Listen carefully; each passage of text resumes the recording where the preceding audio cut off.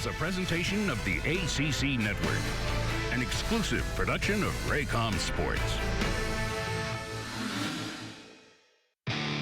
The ACC was born out of change.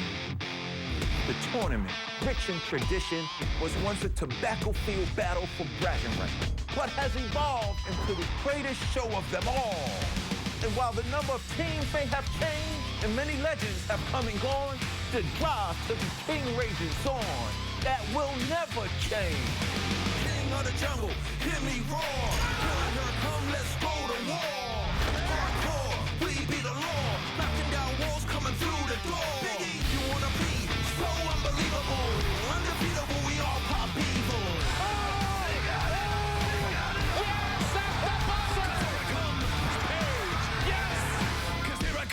Here I come, yeah! I've waited all my life to get out of the trenches. I'm ready to fight for what I believe you can steal from me.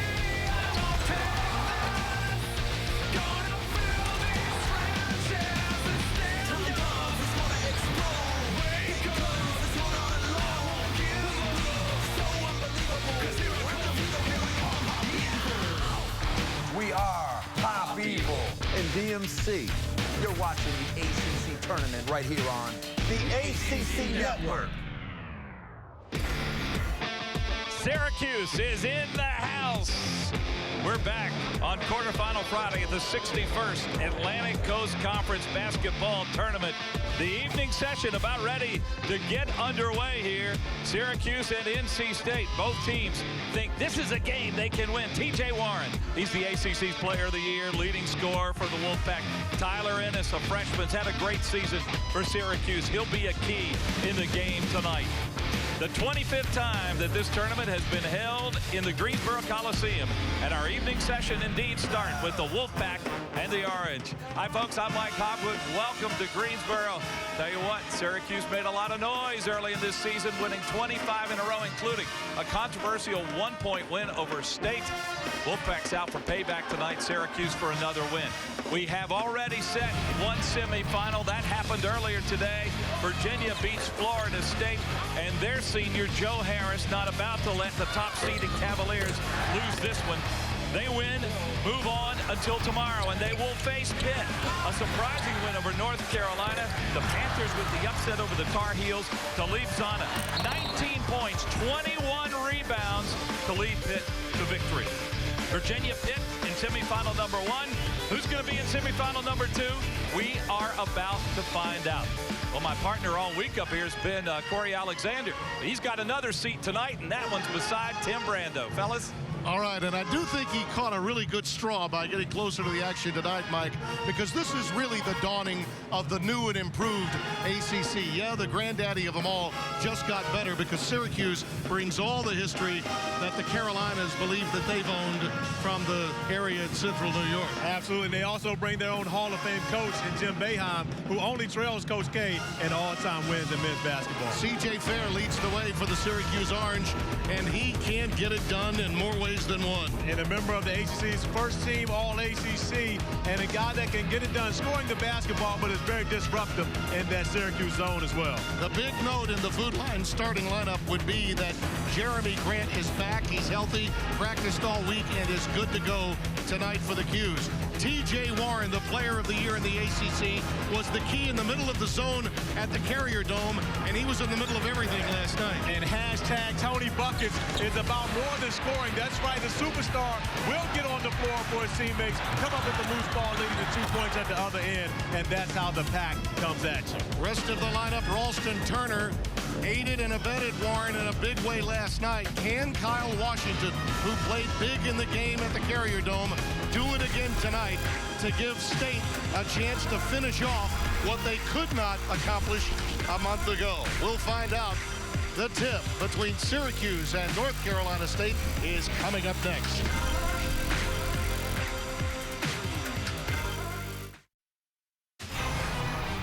ACC basketball is being brought to you by AT&T, exclusive wireless provider of the ACC. By your Carolina Ford dealers. By Ruby Tuesday, official corporate champion of the ACC. By Food Line, official supermarket of the ACC. And by Hyundai.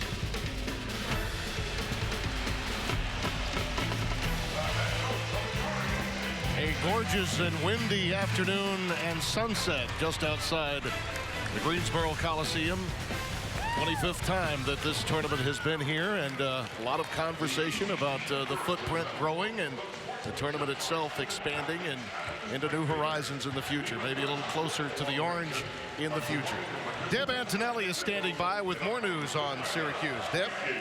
Well, you can certainly sense the energy and the excitement down here on the floor, especially over here by the Syracuse bench. But no matter the magnitude of the game, the routine for Syracuse does not change. Coach Boeheim, the Hall of Fame coach, as Corey mentioned, only one guy's won more games than him, and that's Coach K. They showed up about 80 minutes before the tip to warm up, and that was their first time in the building. They practice locally. They don't typically shoot around on game day, so they came in ready to go. Coach Boeheim's got his team ready to go, and they're keeping their same routine for the ACC tournament. That's just Jimmy's way. Coach Boeheim's always kind of marched to the beat of his own drum, and listen, when you've won as many as he has, who's going to question, right? And he's about as laid back as they get, and he basically comes across as there's very little that he hasn't seen before. Yeah, but he has said this all along through the course of the season about the change with realignment. He said, well, you know, we'll feel it a little bit when we get to Duke, and he did. And now this is a completely new field. They are accustomed to going into Madison Square Garden, where the building is almost always orange whenever they play. That is a sharp contrast to tonight, as the opening tip is controlled to North Carolina State. But one thing is a constant. They're going to be in that zone, and you're going to have to find a way to beat it. Tyler Lewis operating at the point. You'll see Anthony Cat Barber quite a bit there as well.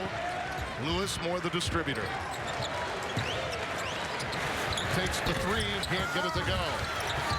Grant lost it. Washington has it rejected.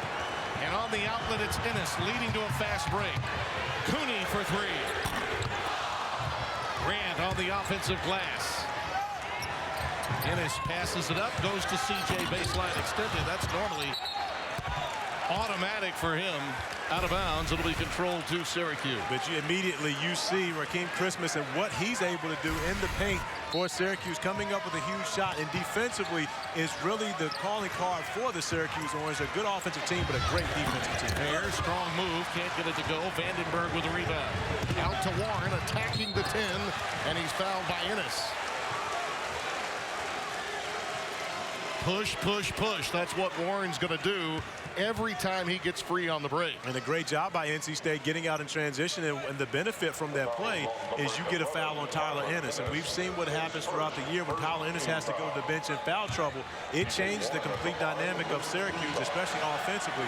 So they want to continue to attack him when they're on offense. After that great start, of course, everyone knows Syracuse struggled to score, but usually the 2-3 zone will have their back. But North Carolina State did, in many respects, was the blueprint that was followed by many other schools that finished off what NC State could not. And a lot of it has to do with the fact that NC State has a number of guys they can put in the middle of that zone that can make plays. Bear off the bounce. Warren came out there to defend him, did a nice job.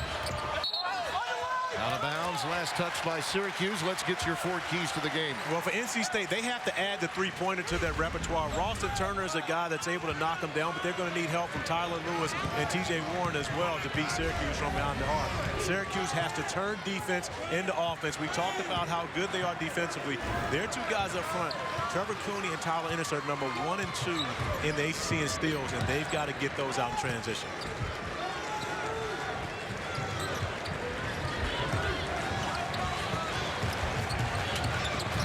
Warren forcing the issue. Vandenberg trying to keep it alive, but it's finally pulled down by Grant. What a difference maker he is for the Syracuse team. Fair got free and slammed it home. And that's just it right there. Syracuse has to get out of transition to take some of the pressure off of their half-court offense, which has struggled recently. And great pass by Tyler Ennis, just kicking ahead. CJ Fair on the attack. this zone is not as long, and the back end is not as deep with the loss of DeJuan Coleman, who had season-ending knee surgery, as Vandenberg from the elbow hits the deuce. And you mentioned DeJuan Coleman, and that's the storyline that many people don't talk about with Syracuse, but this team would be even better with him, and of course they would have much more depth on their front line. Vandenberg will pick up the foul against Rakeem Christmas. And Syracuse is always looking to push the basketball. C.J. Fair sees daylight ahead of him, and if you're NC State, you've got to get back and build that wall, because a scorer like C.J. Fair, you don't want to give him early baskets to allow that confidence to get going. With the loss of Coleman, it's meant that Christmas, along with Bai Musakeda, who's also outstanding defensively in the zone, have had to play a few more minutes. But Jim Boeheim in late December against Villanova, in a game I had the honor of calling, was telling me he really didn't want to end the year for Coleman, but ultimately the knee was just it was in just a bad enough shape that he had to surrender. And then one thing about Jim Boeheim, he doesn't make excuses. No. He's not going to talk about who's not here. His motto is, we're going to show up and play with the guys that we have. And their stretch where they lost some games at the end, they were playing very short-handed. Vandenberg gets the roll. That's the key to beating this Syracuse zone. Once you get it in the painted area, you have to make a play, whether it's finding a shooter or scoring the basketball yourself. Vandenberg doing a great job with the left-hand jump hook.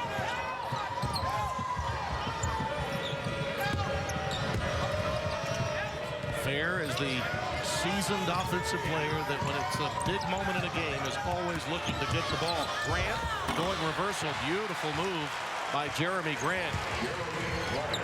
We talked about the injuries. That was the main injury that Syracuse had to deal with during the year. Jeremy Grant having lower back spasm through the final stretch of the ACC regular season play, so missing him was huge for the Orange. Tyler Lewis in traffic, can't get it to go. Fair with a quick outlet to Innes. 5-to-1 assist turnover ratio for that young man. Cooney bumped on the way up, and he'll get to the free throw line. Ralston Turner picks it up, his first. And NC State exploiting the middle of that zone. Great pass by Tyler Lewis, and Jordan Vandenberg looking for a pass, but then deciding that he had an opportunity and being able to finish it at the rim. And again, the guys who catch it in the middle of that zone are going to have to be aggressively trying to score the basketball.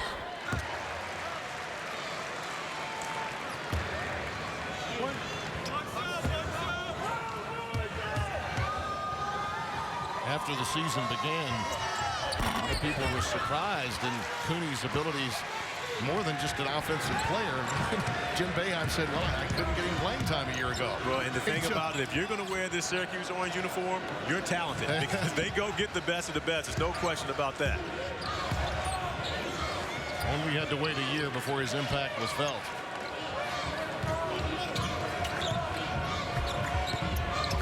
Warren took an extra step trying to get into the meat of that zone. A little too quick. First turnover committed by Mark Gottfried's team. Very confident club with a coach now that brings the sort of profile and presence that can play with the big boys, which is what North Carolina State's administrators were looking for when he was hired a few years back. Innes for three. Rebound by Washington.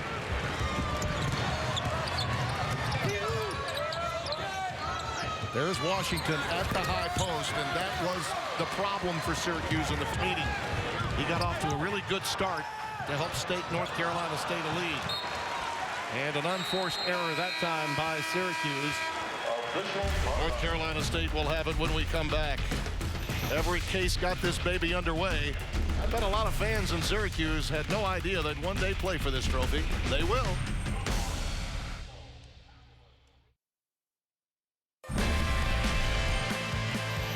The ACC Tournament is going to be highly competitive. I know it's highly anticipated, so, you know, our first year in it, we're going to try to go there and win it. There you see the numbers on C.J. Fair. First team All-ACC, was the preseason player of the year, and understandably so. And coming off a marvelous performance His biggest, of course, was the one against Duke. It was tremendous. Everyone remembers that game. And in fact, probably both games this year, the most memorable in the ACC. Well, and he also was the guy who made the game winner against NC State up at the Carrier Dome. So, of course, when you think about C.J. Fair, he's the #1 option that they have, the opposing teams have to stop when you play against Syracuse. Barber into the game. Poor pass that time. Way too low for Vandenberg to corral.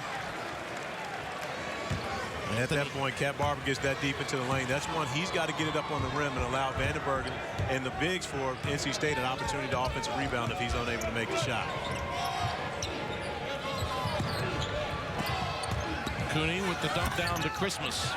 He doesn't get it to go, and time T.J. Warren brings it down.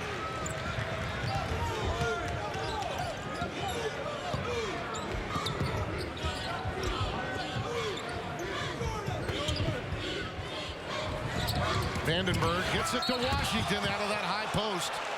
He's very athletic, and on the block he's fouled. But he met another athlete when you talk about Jeremy Grant, and they met at the rim. But great ball movement, interior passing, Vandenberg finding Washington. And one thing about this zone, and we talk about the length of Syracuse's zone, Jeremy Grant, C.J. Fair, even Mike Benajay, when he's on that back line, these guys get from the wing back into the paint very quickly. And if you get an opportunity, you got to get it in the air fast. Otherwise, one of these long athletic players, they're coming to meet you at the rim. Yeah.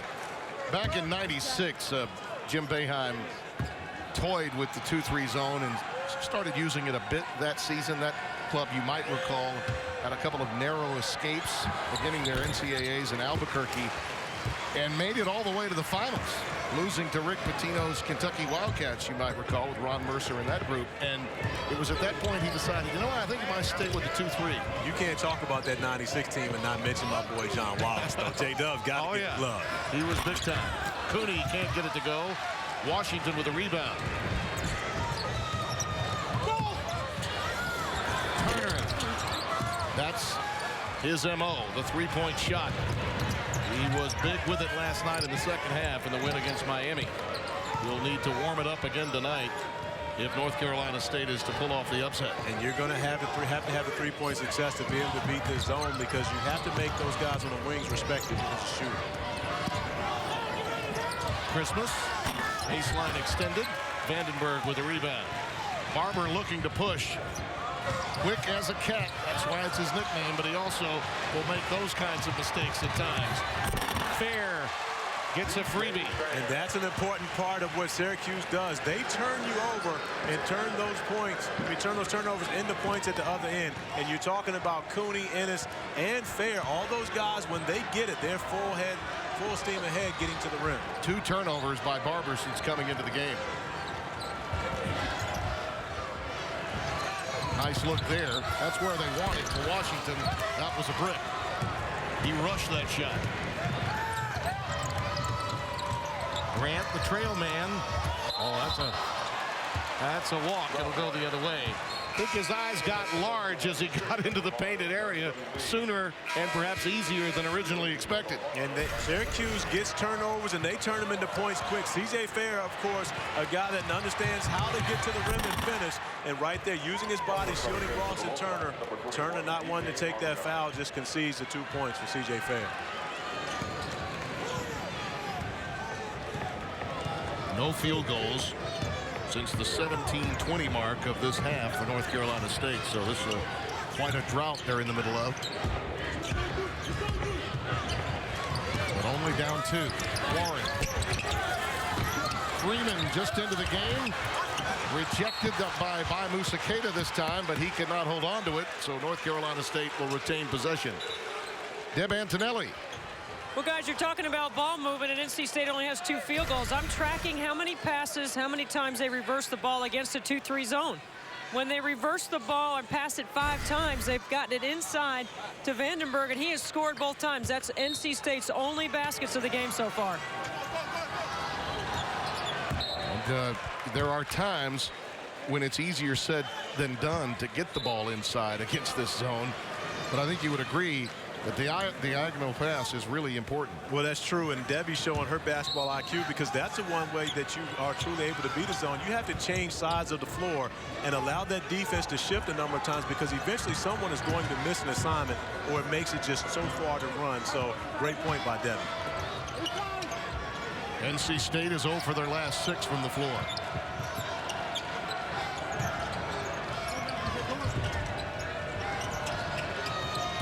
Anye's coming to the game, and Warren takes the 3 ball. It won't go. Tried to stay with it, but Ennis comes away with a loose ball. 3-on-2 for the Qs. On the wing, Boucher. Offensive rebound, and on the putback opportunity by Musakeda is fouled. But you see, Syracuse does want to push the basketball. They don't want to play in the half court when they don't have to. And when you have to take a lot of long jump shots like T.J. Warren just took that 3, they turn into long rebounds, which can mean transition points to the other end for Syracuse.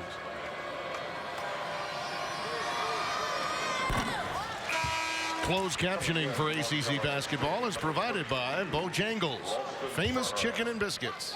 It's bow time. Barber got the foul, his first, and Mark Godfrey conferring with the star T.J. Warren. Gets a little extra time on the bench before the under-12 television timeout. Pittsburgh got a huge lead that was threatened late by North Carolina today, but they survived to advance. Will take on Virginia. And one semifinal tomorrow will determine the other semifinal tonight. Duke and Clemson will be the finale.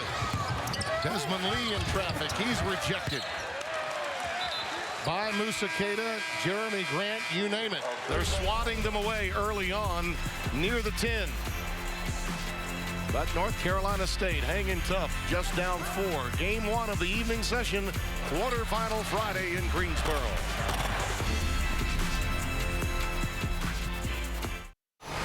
As we take a look at the AT&T Fast Analysis, Corey Alexander, T.J. Warren has been running into a 2-3 roadblock. Well, one of the things, when you average 25 points per game, you get a little extra special attention. And, of course, Syracuse not changing what they do for T.J. Warren, yet they will make sure that he sees no clear lanes. And when you're NC State and they get those opportunities at the rim, they have to be prepared to finish oversized, because Syracuse does not concede any layups. There's what he accomplished last night against Miami.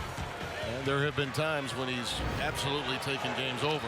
Still getting a little time to take in the action for Mark Gottfried right now. He's become an assistant coach as Ralston Turner comes over and picks up his 2nd foul. You know, we always talk about, and you hear people talk about, you just have to get the ball inside the zone against Syracuse. Well, as you said, that is much easier said than done. When you think about it, I mean, again, these guys don't do a lot of scouting. They don't change their game plan. They make you adjust to what they're doing, but they do that better than anyone. I'm so surprised that no one has really ever tried to replicate this zone and use their program, because, you know, it pretty much gives you something where teams always have to adjust to what you're doing every time out. State is 0 for 8 during this run for Syracuse, which could be far more damaging than it's really been. It's an 8-1 spurt that they're on, but it's been more of a drip, drip, drip effect as the foul is picked up by Benajay, the Duke transfer, his first. But again, as T.J. Warren tries to get to the rim, making a move to the rim, he's going to be met with resistance every time he gets the basketball in his hands. Anye stays in the game along with Leonard Freeman, Desmond Lee, T.J. Warren, and Anthony Barber, the 5 on the floor for Godfrey. And I got to tell you that B.J. Anye told me last night to tell you his last name is Anya, not Anye. Bonner did that to me. Yeah, it is Anye. You're right. Warren feeds the hoop right through, and it's 11-9. That ends the drought. He's got 4. But you got to give the young fella props, because he did say Tim Brando. He knows who you are. Tell him my name's not Brandano, too, will you please?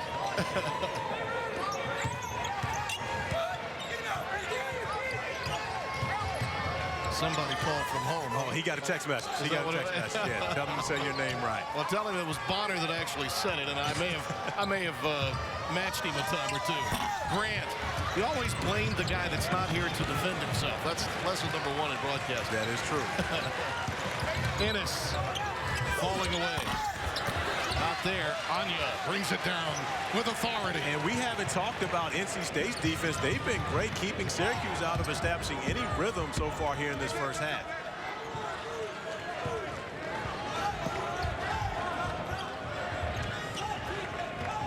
That's the critical pass out of that zone. Freeman had it deflected, and that's what Syracuse does so often. You may get the ball into the meat of the zone, but that next pass many times is going to be deflected. And that's where that length comes into play, simply because of what you think may be open is only open for a split second. If you don't pass that basketball, C.J. Fair, Jeremy Grant, they're going to get a hand on it. Corey, you know, NC State's flashing the bigs to the ACC part of the, as we say, Washington throws it down, or Freeman throws it down. My question to you, Corey, is at what point do you start moving T.J. Warren into the middle of that ACC to get him some of those touches to make those critical plays you're talking about? Well, Debbie, if I were coaching this team, that point would have been as soon as the ball went up in the air to start it off. Your best playmaker you put in the middle of that zone, which is T.J. Warren. And, of course, he's going to be able to make a play to score the basketball for himself or for someone else.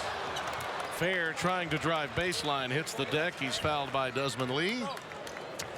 And the 2014 ACC Legends will be honored at a brunch on Saturday. For tickets and more information on this year's Legends, visit theacc.com and search Legends. Boy, some great names this year. Gene Banks, Tree Rollins, John Lucas, Travis Best, Eric Montross, and Dave Bing, also former Virginia head coach Terry Holland. What a remarkable career he had. That's a pretty good group there. That will be a really good team. I should say a great team with a great coach. I attended that event for the first time, courtesy Commissioner Swofford last year. Had a marvelous time. If you've never been, you really need to take advantage of the opportunity. Fair cannot get it to go. Great work defensively that time on the glass by North Carolina State, and Rakeem Christmas picks up the frustration foul. Fourth team foul against the 'Cuse. And great defense by NC State once again. You're talking about two of the best going at it. And we mentioned T.J. Warren, not just a scorer. He's a defender as well. He and C.J. Fair going at it. And a great job by NC State corralling the rebound. Warren. Now that may get him in rhythm. And you also see Trevor Cooney limping. He came down and turned that ankle. And that is a big blow for Syracuse, because he's the one threat that they have beyond the three-point line. So we have to keep an eye on him and see if he's able to get back into this game. Came down the wrong way, it appeared. Right here, watch. Trying to contest the shot. You see that right ankle turn over. That's one of those that might get worse with time. Well, you hope it's one that just stings, but you're talking about, you know, the possibility of having to play three games in 3 days. You don't need that nagging game. Fair gets away from Warren. Struggling from the floor early on, C.J. Fair, but a foul committed underneath. It goes against Anya. But another opportunity for Syracuse, and at times for Syracuse, especially when they've been struggling to shoot the basketball, oftentimes their best offense is just to get it on the glass and allow Jeremy Grant and Rakeem Christmas to go after offensive rebound. Fair, 2 for 8, has that one deflected out of bounds to Syracuse.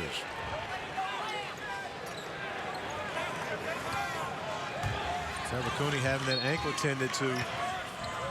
It's going to be paramount that he gets back in. One of the things that they may have to do is get him in here soon, let him run around on it, and see if he can get that pain to subside. But I can tell you right now, I've done that before and done it in this ACC tournament. When he wakes up in the morning, he's going to feel it. Yeah, he will. And it may mean that Tyler Ennis will have to call his own number a little bit more. Always a pass-first point guard. Grant uses the window and falls to the seat of his pants. But he's the modern version of Plastic Man. I mean, you remember Stacey Augmon and what he used to do back in the day. Jeremy Grant is so similar. You talk about the wingspan, the long arms, but the athletic ability as well just allows him to make plays that very few people could ever pull off. No longer just a designated defender in the 2-3. Warren with a leaner. Not there. Stays with it. Oh, he almost put that one back in. About 5 human pogo sticks keeping the ball alive. But in the end, he'll get to the stripe. Some moments early, but not enough for C.J. Fair. He's only 2 out of 8 from the floor. We're tied at a baker's dozen.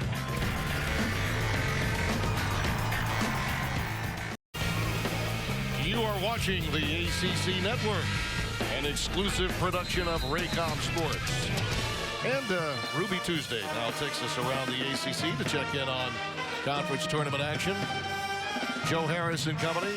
Virginia, the top seed, advancing to the semifinal. First time since, gosh, 95? 95. Wow. 95. And we see Trevor Cooney getting that ankle retaped over there. Of course, the orange tape for the Orangemen. But, you know, that's one of the things they're going to have to watch out for with him. And seeing if he can get back in there and play is going to be huge. Right now, he's just thinking about it. But getting out there and testing it is going to be big for him. Psychologically, just getting over the hurdle of having to play on that sore ankle.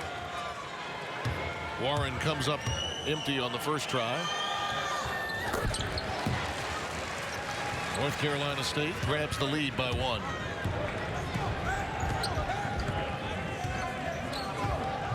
Pace of play always controlled by Syracuse every time out. Just going to have to deal with it and find ways to score if you're North Carolina State. Fair, well guarded by Desmond Lee.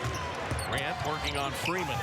On the double team, he got tied up by Lee, and the alternating possession is with Syracuse. Let's go back over to Debbie Antonelli. Guys, well, Trevor Cooney did get retaped. He took a couple of anti-inflammatories, and they laced it up pretty tight. As a matter of fact, quintuple on the loop, Timmy B. How about that? Fair struggling with his shot here in the early going, and I think the way North Carolina State is defending him has something to do with it. He's 2 out of 10. Bobby Lutz is the outstanding assistant coach for Mark Gottfried, who does a lot of the defensive coaching, and job well done. And these two teams played a 56-55 game at the Carrier Dome, so of course both of them doing the job defensively. And right there, C.J. Fair picking up the foul, fouling the jump shooter, Desmond Lee. Of course, that's a mistake. And for NC State right now, getting to the free throw line is simply a bonus. They have to try to find a way to put points on the board any way they can when they're not having to face this zone. Jim Boeheim not at all pleased with Jamie Luckey on that personal foul. You know, I don't know of many times where coaches are pleased with officials. Yeah, but Jim, let's face it, he had the one moment at Cameron Indoor Stadium. We don't need to digress into that conversation, but through the years, one of the things with the legendary coaches going all the way back to Lefty Driesell, and they added to the flair of and the entertainment value of the conference tournament. Boeheim has a way about him that's more subtle but noticeable. Well, when he needs to get a point across, he will. But other than that, like I said, yeah, he's a laid-back guy. Very funny guy. I mean, to be honest, he has a great personality. Love talking to him. One of my favorite people in the business. He and his lovely wife, Julie. Ennis with a teardrop will not go. Grant gets the rebound. Tyler Lewis trying to run it down. It was last touched by him. Out of bounds to Syracuse. Vandenberg, Warren, Leonard Freeman, Lee, and Lewis now on the floor for North Carolina State.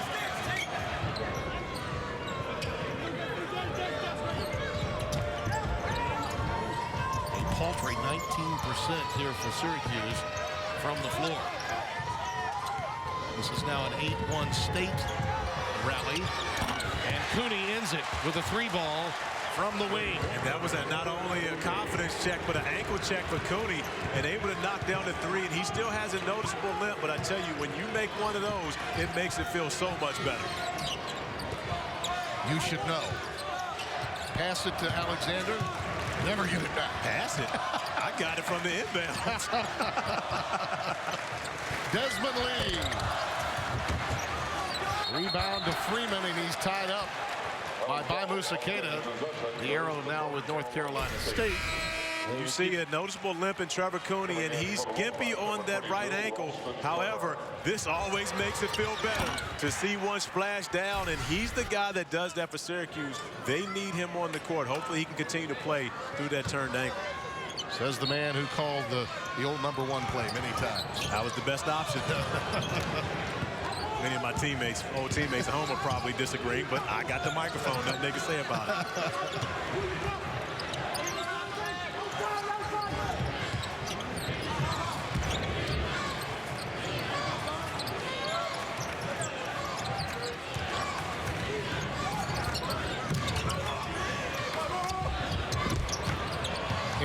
looked for the steal, gambled and lost, but the ball was deflected again.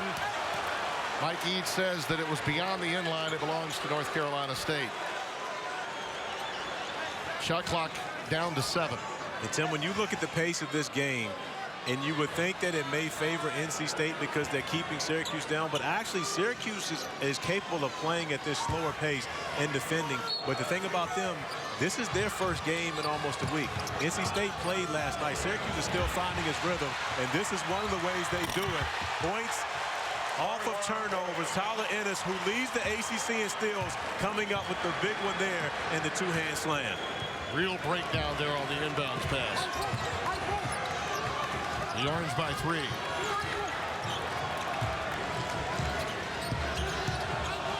Well, there's where Warren would like to get it. Question is, will he? Well, they know that's where he likes to get it. That's why you see one of those white jerseys around him every time, everywhere he moves. Lewis, he gets one to go. Now, Tyler Lewis struggled a lot early with his 3-ball, but he came in with a reputation of a 3-point shooter. Only 22% on the season, but he had moments like the come from behind win against Georgia Tech at home when he hit 3 in a row. Yeah, he shot it much better recently, and of course for him, he is a capable scorer, but he's a floor general, and getting the ball to TJ Warren is his #1 priority. Speaking of that, right on cue. NC State by 2. Don't blink. Grant taking it right back to the rack. You cannot celebrate if you are NC State. You cannot celebrate. And one of the things for Syracuse, we talked about it, they score off their defense. Tyler Ennis with the great anticipation. It's just a little easy flush at the other end for 2 points. But you cannot celebrate when you score against Syracuse. They will push the ball at you. Tyler Ennis is very good at throwing the ball ahead. He doesn't have to continue to pound the basketball. And, of course, Grant, C.J. Fair, and Cooney all capable of making plays once they catch it on the wing. Kyle Washington re-enters the game for Leonard Freeman. Anthony Barber will also check in momentarily. Alston Turner will sit down. And Mark Gottfried's got to find a way to get him cranked up. Well, what he's going to do is play his 2 point guards together, Cat Barber and Tyler Lewis, both on the floor. And after Lewis just knocked down 1-3, it's going to be interesting to see if they get him off the ball some and allow him to be a spot-up shooter and allow Cat Barber to try to penetrate against the zone. Now, Barber picked up a couple of quick turnovers when he came into the game for Lewis. See if he's a bit more careful with the rock now. See, he's off the ball with Lewis in the game operating at the point.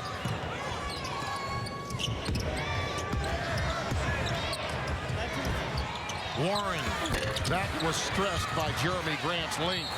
And on the reach, Warren picks up the foul. That's one of those giveaways that could come into play if, in fact, foul difficulty is a factor late in tonight's game. It has been in the past for TJ. We'll be back to Greensboro.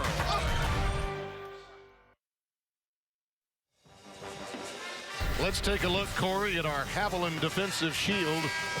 Those 2 guys in the backcourt lead the pack in this league. And Tyler Ennis, of course, great hands, and both he and Cooney, great hands, great anticipation, and they find themselves constantly coming up with steals, getting out in the passing lane. And this right here, one of Ennis's easier steals. Yeah. Tyler Lewis may be a great point guard, not much of a wide receiver. He's got to get in there and break up that interception and not give up those 2 points. That one was gift wrapped with a poor inbounds pass from Leonard Freeman.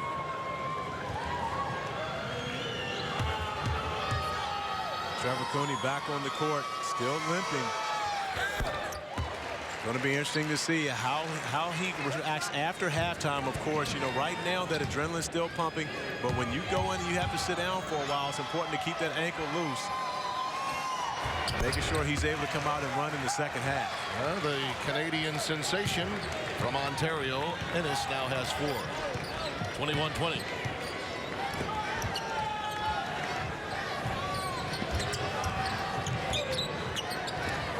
Great year in college basketball for O Canada, with Stauskas at Michigan having an incredible season. Tyler Ennis in his freshman year at Syracuse. Olivier Hanlon averaging 19 points a game. Of course, not a great year for his team, but yet he was individually pretty good. Leo Routens of Syracuse fame would like to take all the credit for that. There's Waring, one extra pass with one on the shot clock right to Vandenberg. And Syracuse knew that shot clock was going down. They were just anticipating who was going to shoot it with an attempt to block the shot. TJ Warren with a great pass. And Jordan Vandenberg understanding quickly he needed to get it in, but when you're over 7 feet, it's not that hard to get off the ground that fast. That might have been the best possession of the night in the half court for North Carolina State. Stayed patient, stayed with it. Grant. Boy, he's in a comfort zone. And he's capable of knocking down that shot, and they do a great job of really putting him in that short corner, and Tyler Ennis is going to find you when you're open. 7 ties, 8 lead changes so far tonight.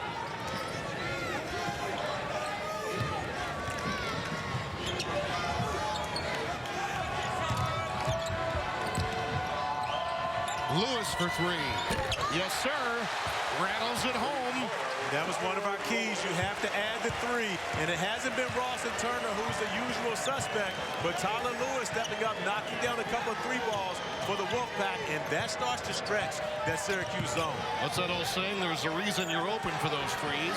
Scouting report says, C.J. Fair misses again. 2 for 11 from the floor for him. And North Carolina State looks to pad its lead of 2.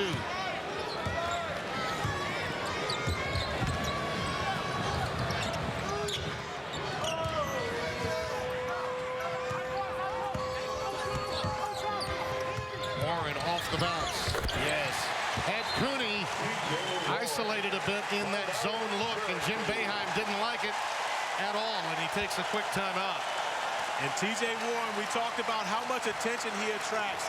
But for him, it's not about staying stationary. It's about finding the open spot as he continues to move without the basketball, giving his teammates an option for him to find it, and being the unselfish star, finding Jordan Vandenberg with an opportunity to score the bucket. And here, TJ Warren really can just shoot over small defenders, has great touch in the mid-range, and once he gets you on his shoulder, you're toast. Through the years, we're going to tell you what we've got coming up next. That would be the matchup between Clemson and Duke.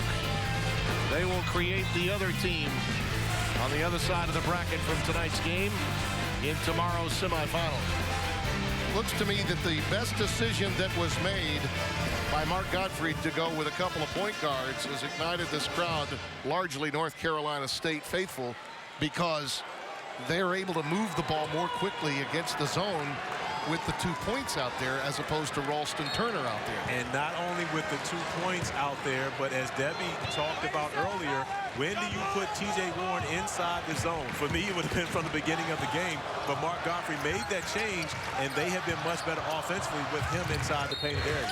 Ennis got the bump, and we'll get to the free throw line. Tyler Lewis picks up the foul. That was on number 12, Tyler Lewis. That's his first 19 foul. Tyler Ennis at the line with 2 Syracuse is 8 out of 10 at the stripe. A reminder, coming up at halftime, Mike Hogwood will be back at it with highlights and analysis, scores from the quarterfinals, and a look back at some of the outstanding performances. And Deb Antonelli will be on top of the health of one Trevor Cooney coming out of the locker room at halftime. That's going to be one of the bigger issues in the second half for Syracuse. Definitely will be, and of course for them, if they're able to advance moving forward, but right now they've got their hands full with the Wolfpack. And you know, NC State, of course, playing in this tournament always seems to create some magic, and TJ Warren is the right guy to do it behind. Now this is a team that's got the perfect bracket for a bubble team. You get to play Syracuse here, top 10 RPI team.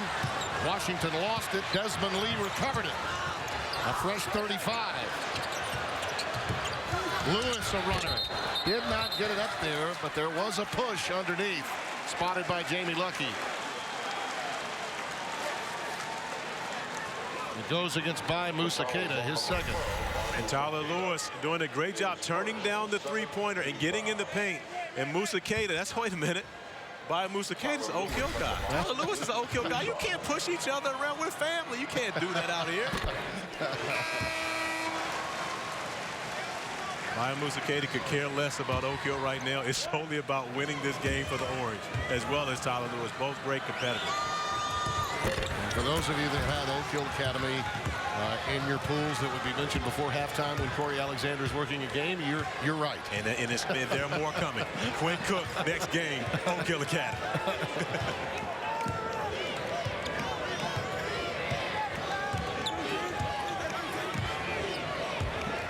Ennis holding it for one, initiates right now. Fair looking to get warmed up before the break. A frustrating first half for him. Only 2 field goals for the first team All-ACC performer, and Mark Gottfried is excited about his team's defensive play. They did the job last night, and they do it against the Orange tonight. If they do, they get a crack, perhaps, to the NCAA tournament. ACC basketball is being brought to you by Ruby Tuesday, official corporate champion of the ACC. By Nissan. By Haviland, official motor oil of the ACC. And by Gatorade, official corporate partner of the ACC. Hardee's presents the Hardee's halftime report, introducing the charbroiled Atlantic codfish sandwich. It's fish without the fry, and it's only at Hardee's. NC State bidding for an upset. Up 3 here at the half, and I'm pleased to have Debbie Antonelli with me here at halftime. And Deb, Syracuse playing just didn't shoot the ball very well in that first half. No, they didn't. And when they were in transition and they pushed the basketball up the floor, I thought they got NC State in some mismatches. That's how they were able to score early on, Mike. All right, we had 2 games played this afternoon, and boy, did Virginia look good against Florida State. They are so unselfish. They play the game the way you're supposed to. It doesn't matter who gets the credit. They share the ball, they cut hard, they run the floor hard. They do such a great job of making the defense rotate. And Joe Harris is a superstar in my mind, the way he shoots the ball. And they'll play fast, yeah.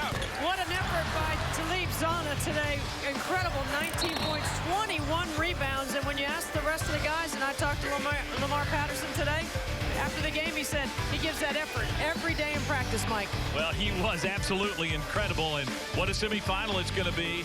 Virginia and Pittsburgh, they had a 3-point game in the regular season. So on the scores on our Nissan scoreboard, in the A-10, St. Bonaventure upsets St. Louis. Also, Louisville at halftime leading Houston. Iowa State and Kansas are in the first half, and in the second half, Wisconsin is all over Minnesota. Well, after that Pittsburgh victory, my partner here, Debbie, had a chance to talk with Panther head coach Jamie Dixon.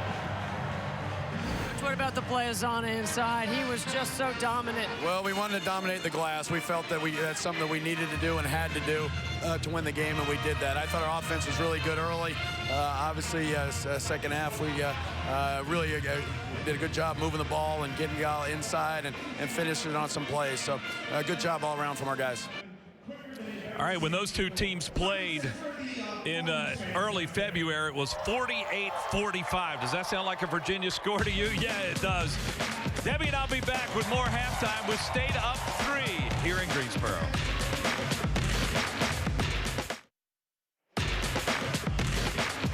28-25, and another game still to come. That'll be Clemson and Duke, but Syracuse, yeah, struggling just a little bit shooting from the field. We just got the stats, and they're shooting a whopping 26% in the first half. You know, Mike, coming into this tournament, they had lost 4 of their 6 games, and they did come off a win over Florida State. But in those 4 losses in ACC play, they shot a combined 36%. So when they don't shoot it well, they struggle to score enough points and have enough possessions. I'll tell you a guy who knows how to shoot it, and that's T.J. Warren, ACC Player of the Year. He's the only player in double figures in this game with 11. He's terrific. I mean, Tony Bucket says Corey likes to call him. He knows how to score in the mid-range. They got to get him quality touches where he can probe the zone. He's their best playmaker. If he can work inside, off the bounce, off a reversal, then he has a better chance of attacking on the inside, Mike. Debbie, let's take a look at his shot selection. He's missed both of his 3-point attempts and is only 4 for 10. And everyone thinks that you have to hit threes to be able to beat the Syracuse zone, but Tony Warren is showing, or TJ is showing, that if you can get inside it, whether in transition or get some skip passes and attack on the interior, you can be effective, and I think we'll expect to see more of that in the second half out of T.J. Warren. Yeah, it should be a great second half. NC State with the 3-point lead and at stake a spot in the second semifinal tomorrow.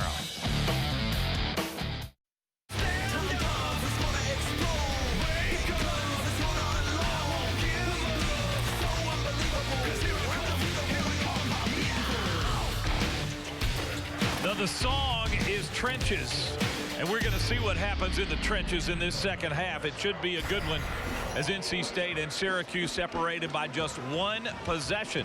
About ready to go now with the second half, and that means it's time to send it back down to Tim Brando and Corey Alexander. Fellas? Obviously, from a defensive standpoint, Mark Godfrey's got to be as pleased with his club as ever.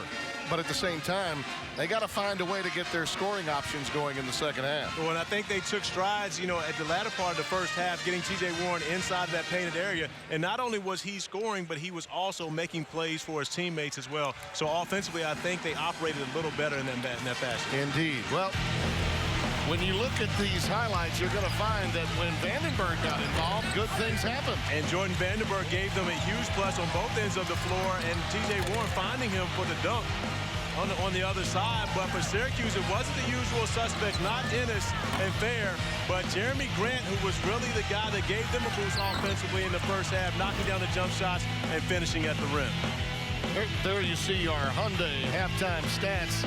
Anything that jumps out at you about him? Well, the field goal percentage for Syracuse, 7 for 27, has been big, and neither team really doing much damage from behind the three. But, when you think about that, Syracuse is shooting in this building really for the first time. I believe their offense will warm up. Will NC State's defense continue to hold up against it? Probably the best news for Syracuse is that C.J. Fair has had a very difficult time, and yet they're right there. And then hopefully Trevor Cooney will be able to give them his normal production here in the second half. We will find out his health when we come back.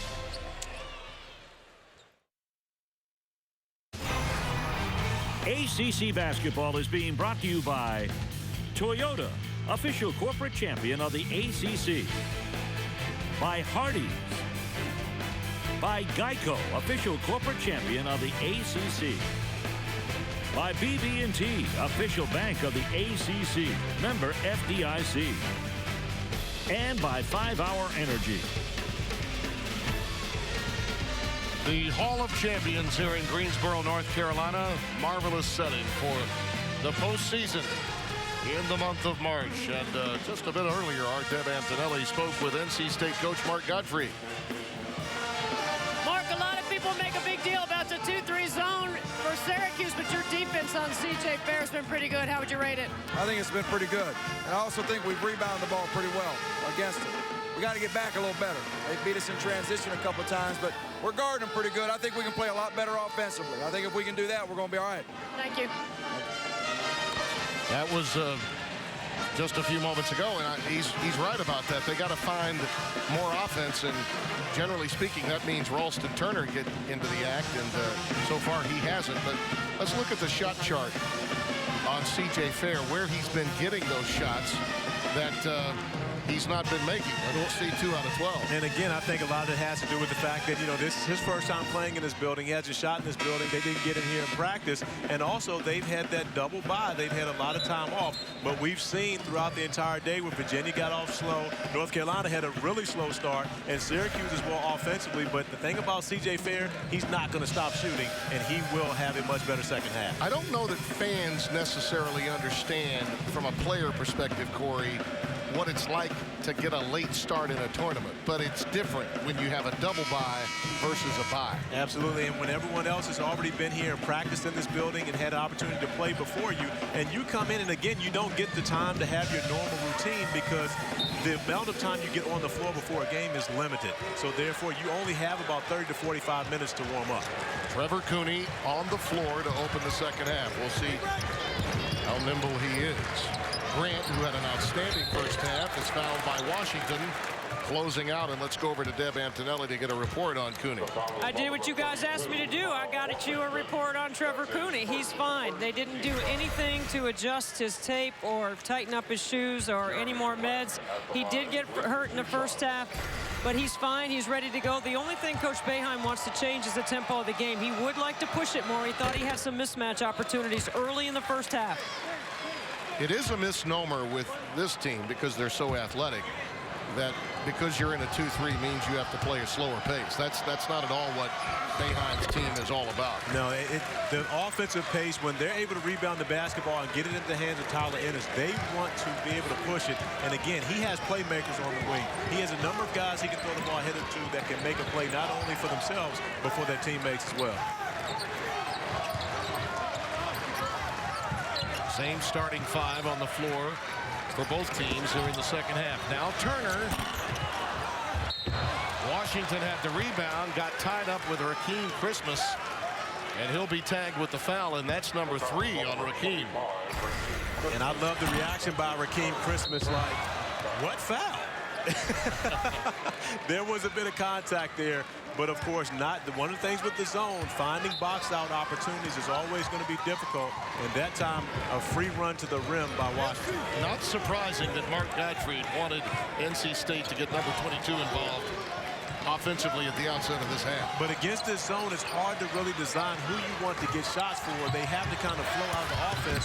A great cut by T.J. Warren, but even better defense by the Syracuse Orange. They will not concede a layup. Regardless of foul trouble, Syracuse challenges everything at the rim. Yes, they do. Plenty of contact, particularly for Warren. Not worthy of a foul. Mark Gottfried was looking for an explanation from the officials. Well, and T.J. Warren on that possession avoided the charge, yes, which means he jumped around the contact. Also meaning that he doesn't get the call either. Ennis, not there. Long rebound, and Warren's got a gimme. Even Christmas could not get back to defend that one, and TJ's got 13. And Christmas with 3 fouls, that was a dangerous play. That's one he has to give up and not get in the way and give C.J. Fair. You know, he didn't come away with the foul, but he was close to getting one there, and he can't afford to go to the bench. Ennis, Christmas trying to keep it alive. Again, those long arms of Syracuse keep the ball alive on their end of the floor. Fair, off the bounce, that's his spot. Generally speaking, the sweet spot on the floor for C.J. Fair. And I've watched C.J. Fair all year. I do not anticipate another 2 for 12 half from him, and he's off to a good start here in the second half.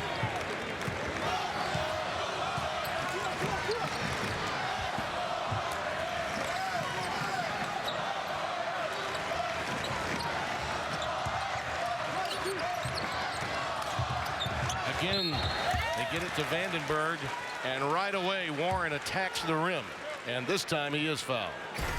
And T.J. Warren continues to get the job done defensively as well, and that's how he scores a lot of his points. It's not always running plays for T.J. Warren, but getting into the passing lane, coming up with steals, getting out in transition. He scores in so many different facets of the game, and we just talked about Rakeem Christmas and how important it was for him to stay on the floor. Now picking up his 4th foul, and I'm sure Coach Boeheim is letting him know you can't make those plays. 4 fouls for Christmas, and that meins Bai Musakeda will be forced into action a little sooner than anticipated. Rakeem sits in between Mike Hopkins and Jerry McNamara.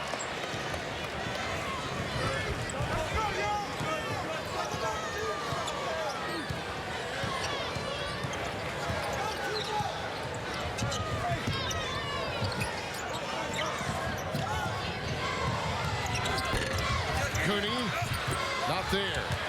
Warren runs it down. T.J. Warren, and the putback by Washington. And a great push by T.J. Warren. He doesn't get the basket, but he puts Washington in a position to come up with the offensive rebound, and it starts with just pushing the ball in transition.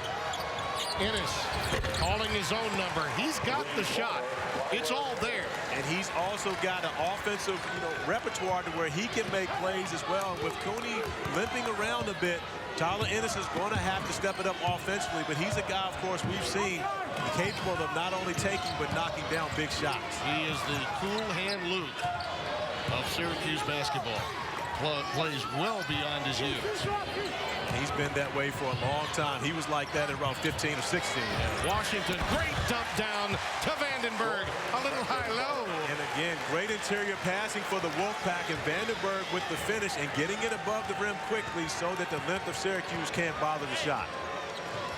both teams really getting a little more into the flow on the offensive end of the floor. Vandenberg will draw the foul against Grant. That was a mismatch in quickness, and that's the second on Vandenberg. Talked about getting inside that zone and being able to make a play, and this time Washington finding Vandenberg, not scoring it himself, but knowing where to get the ball to Vandenberg, and he was able to get it up quickly, because you see those wings from Syracuse, they're coming after the block shot. You know, this is a game, really, Corey, for North Carolina State at the beginning of the season. They did not know what kind of post play they were going to get, either from Anya or from Vandenberg. Leonard Freeman, who sometimes can play inside, even though he's slight of size. I think that's really, as this team has matured along with Warren, Vandenberg's emergence is huge for a game like this against Syracuse. Well, and one of the things that happens during the season is guys start to understand their role. Jordan Vandenberg understands what his role is, and now he's playing it very well. Lewis, a runner. Fair, the rebound. Ennis looking to push. Ooh, a near mistake, but Fair bailed him out, coming up with a loose ball, and he's fouled, taking it to the rim. Ennis got up in the air and actually made a poor pass that North Carolina State should have intercepted. Washington gets the foul, his second. Well, T.J. Warren almost got his hand on that basketball, but you know what they say about almost. Hand grenades and horseshoes, that's about it. Very realistic view of where he was as a player, the senior from Baltimore. C.J. Fair said that at the end of last season, he checked it out. Scouts had him somewhere between 22 and 40 in the NBA draft. He said, that's not for me. I think I'll come back and make myself a better player and enjoy the Carrier Dome in Syracuse. Why not? And he's had a great year because of it. And I got a chance to spend some time with him in Charlotte back in October. And he's a great kid. A lot of fun to be around. He and Bob Musakane came in, and they pretty much had everybody laughing and really just acclimated in with a lot of the former ACC players very well. Warren. Not this time. He fights for the rebound, and by Musakane may be tagged with this one. Or it could be Fair. We'll check. Instead, it's Jeremy Grant who gets his second. Everett Case got it started. All of these teams along Tobacco Road. And now, there's some party crashers from the Northeast. We talk often about points in the paint. Well, you can get there more easily when they're layups. Absolutely, and they're very difficult to get against the Syracuse zone, but offensive rebounding is another opportunity, and when you can pass the ball and use your bigs on the inside, that always helps. Kyle Washington, Jordan Vandenberg doing a great job, and they're part of the reason that NC State holds a positive 8 advantage over the Syracuse Orange in points in the paint. T.J. Warren at the free throw line. We're tied at 35 here at the ACC quarterfinal round. Beautiful Friday evening in Greensboro, North Carolina. Closed captioning for ACC basketball provided by Bojangles' famous chicken and biscuits. It's bow time. Ralston Turner is still scoreless. 0 for 2 from the floor. And he remains out there for Mark Gottfried. And when he was talking with Deb Antonelli at halftime, I think, in saying, get down and score the ball a bit more effectively, pretty sure he had number 22 in mind. He had 22 points last night. Well, Syracuse defense has him in mind, too, and that was one of the things that they told us earlier. It wasn't as much about stopping T.J. Warren. It was not allowing Ralston Turner to get involved in the mix. Well, he hasn't to this point. Only 2 shots taken at the basket as Barber picks up the foul. His second. One of the things I love about this, T.J. Warren, of course, we know about his offensive exploits, but he's guarding C.J. Fair. He's not ducking. He's not ducking the best player on another team. He's going out, and these 2 guys are going at it man to man. Nice dump down to Musakane, but Vandenberg rejects him. T.J. Warren on the loose. Cooney is back.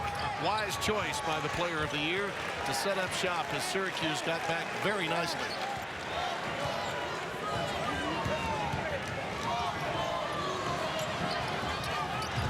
Vandenberg brought the ball down, had his pocket picked by Ennis. numbers. Tyler, the teardrop goal. And the one guy that you cannot bring his down around is the ACC still leader, Tyler Ennis. Great hands, and he understands what to do with it at the other end. And North Carolina State went to sleep as Barber had no one coming to him for the inbounds pass. He was forced to call a timeout. This is the ACC Network. It's an exclusive production of Raycom Sports. Take a look at our game summary presented by Valero. Tyler Ennis only takes them when you need them.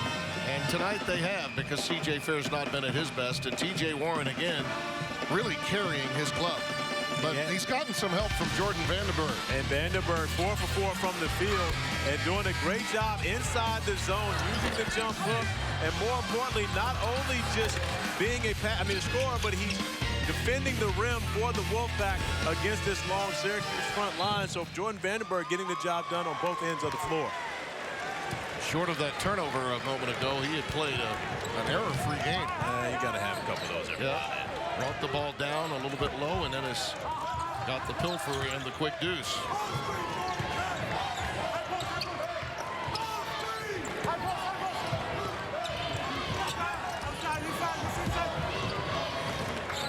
From way downtown, Turner.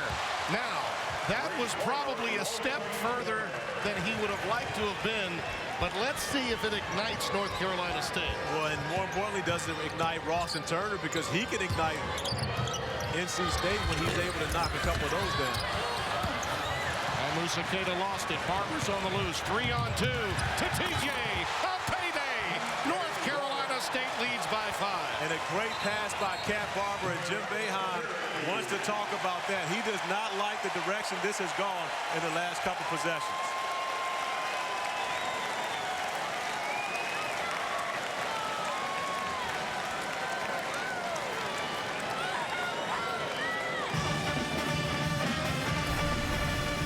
Of the steal is Cat Barber in the rim, and great vision to find T.J. Ward, who knows how to finish. But one of the things for NC State, if they can get points in transition, it takes a load of pressure off of that half-court offense. The official ACC mobile app presented by Outback Steakhouse offers live ACC Network games, video scores, stats, and news. Visit acc.com/apps to download. And be sure to check out the basketball championship pages where you can enter to win Outback dinner packages for a year. 2 lucky fans will be awarded today, so download the app and enter now. Jim Boeheim's club with its debut in the Atlantic Coast Conference Tournament, the 61st edition overall, against an upstart North Carolina State team with payback on its mind. And Ennis, oh, wow, the iron unkind. Downright rude to Tyler that time. Well, that did everything but drop. Warren has gotten 7 boards tonight.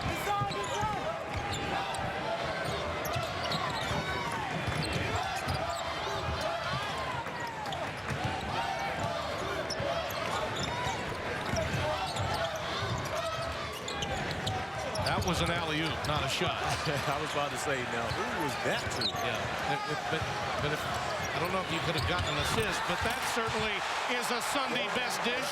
Cat Barber into Vandenberg. He's 5 for 5, and the Ralston Turner three-pointer started this 7-0 spurt.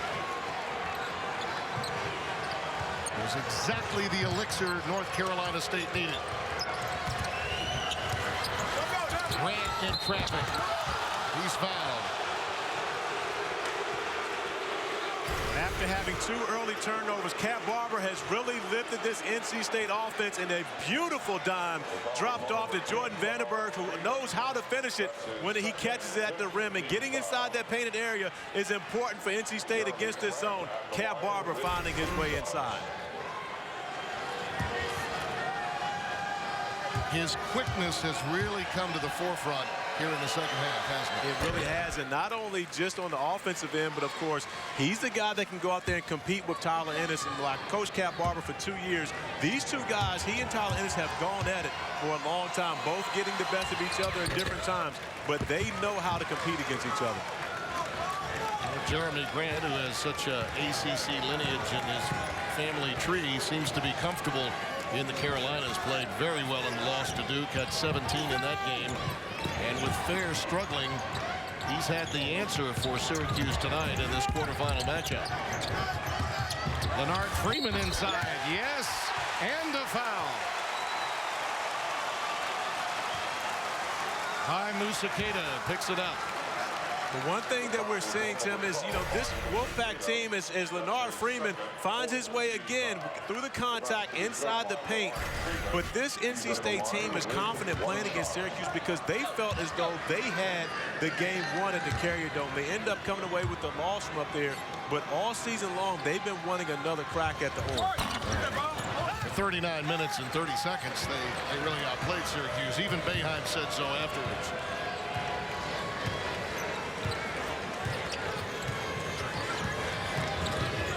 Cooney, checked by Turner. It's time for Fair to begin to light it up. And a giveaway foul there committed by Warren. He has too many of those in his background. 2 giveaway fouls, and if he gets more aggressive late, foul difficulty can be the end result. Particularly if we go overtime. And you know what? With these 2, we might.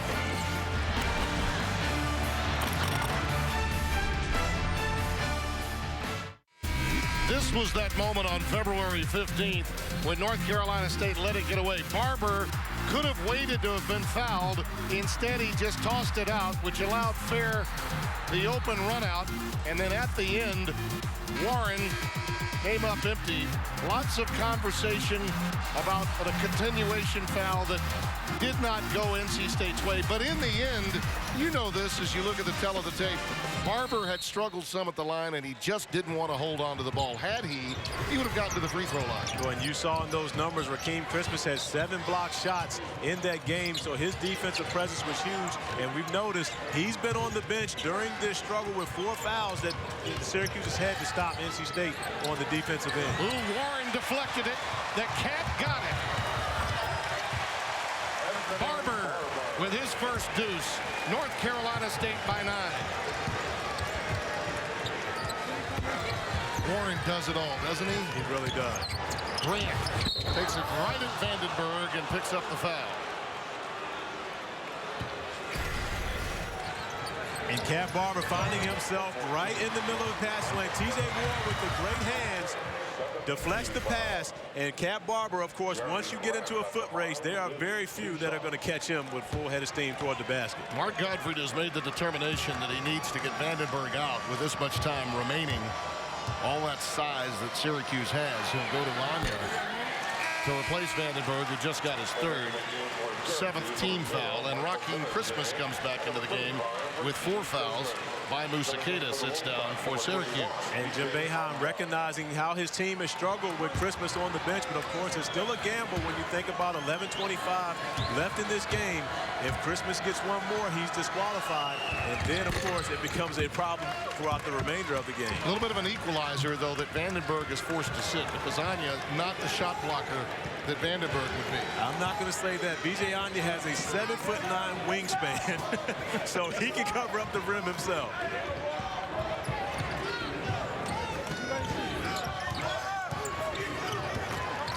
Good hands, I know that about Anya.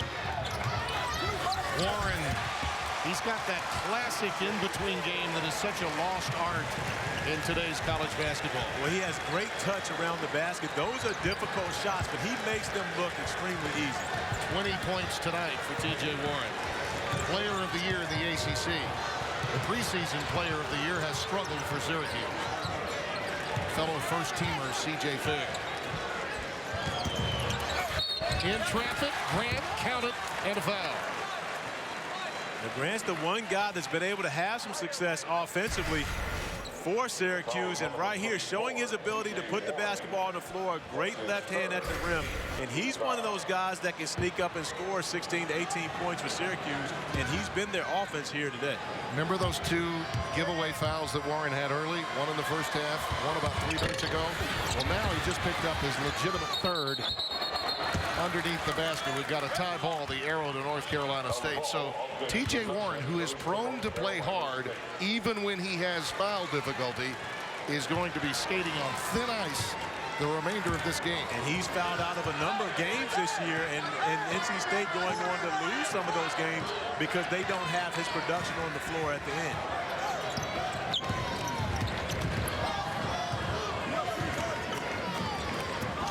Turner does have the 1-3. Barber lost that one.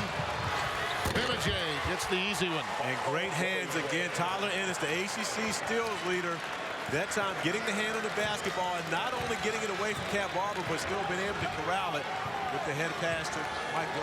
I'm sorry. Pass ahead. Turner is fouled. This one will go against Grant. And Ennis, great hands here, picking the pocket of Cat Barber and finding Benajay ahead for the easy points. And again for Syracuse, turning those turnovers into points is huge, especially as they struggle in the half-court offense.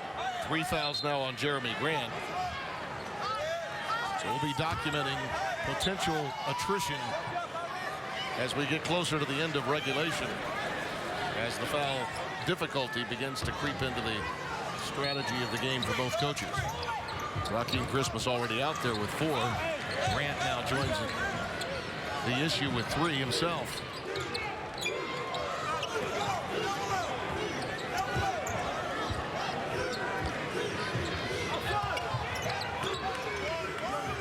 Haven't seen much of Tyler Lewis in this half because Turner did hit that deep 3, but he's only launched 3 tonight.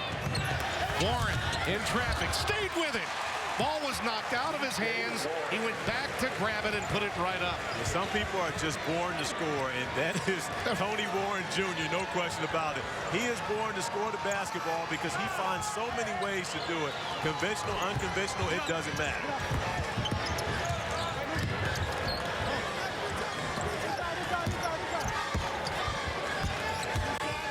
Ennis off the bounce. He's got it. Playing the nylon song, the freshman. 52-47, 14 in the game. And if he needs to score 25 to win, he can. And that was a huge answer for Tyler Ennis. And I was sitting here, of course, close up watching that play and thinking to myself, I would shoot that one. Really? I did think that. I'm shocked. Warren does not get the roll. Fair, the rebound out to Ennis.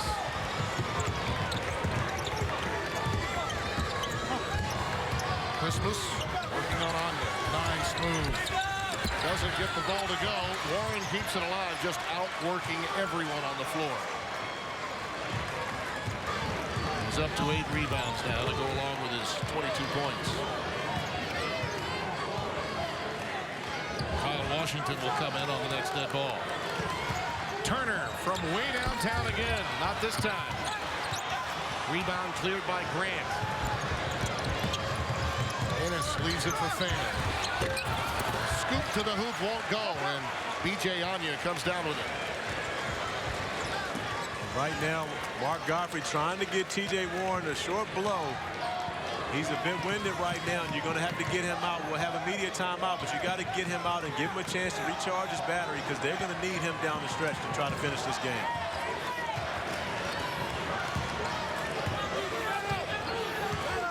Shot clock under 10. Turner. Ball fake and a deuce. He has 6. Whatever the message was to Ralston Turner at halftime, he got it. He's been much more aggressive here in the second half, and 2 huge threes for Wolfpack. That was a 3. In traffic, Ennis again. He is so good. Dynamite. And Julie Boeheim among the crowd from Syracuse on hand. Lovely wife of Coach Boeheim. And he will tell you that his marriage and the children that they've had in recent years has helped to make him the laid-back man that he is now as a legendary coach and Hall of Famer.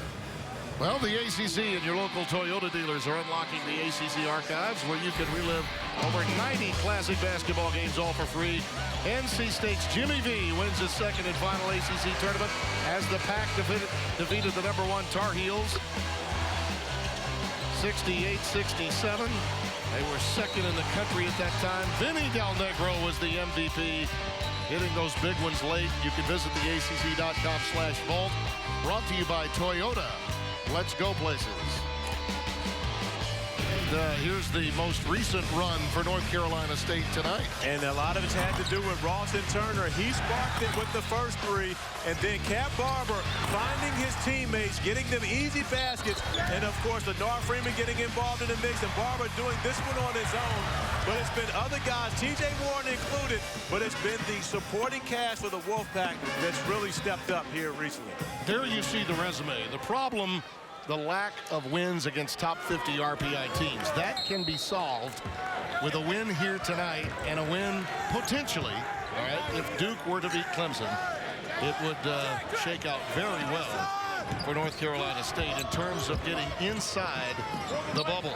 Turner off the back iron, and again, all of his shots a little further behind. Benajay, in the minds of North Carolina State, walked after the rebound. We'll return after these messages from your ACC stations. Time now for some AT&T Fast Analysis, courtesy Corey Alexander. Well, T.J. Warren lost 20 pounds over the summer, and you see how it paid off as you watch him get out and run and transition. And more importantly, the way he's able to operate around the basket. Just watch the quick jump. The ball knocked out of his hand. He hits the ground and gets back up faster than anyone else on the court. And T.J. Warren, the hard work over the summer has paid off, and it's really paying off for the Wolfpack here tonight. 22 points on 8 of 18, and a lot of those have come in traffic. 8 rebounds to go with it, and a number of concerned fans from Syracuse taking a long look at the proceedings.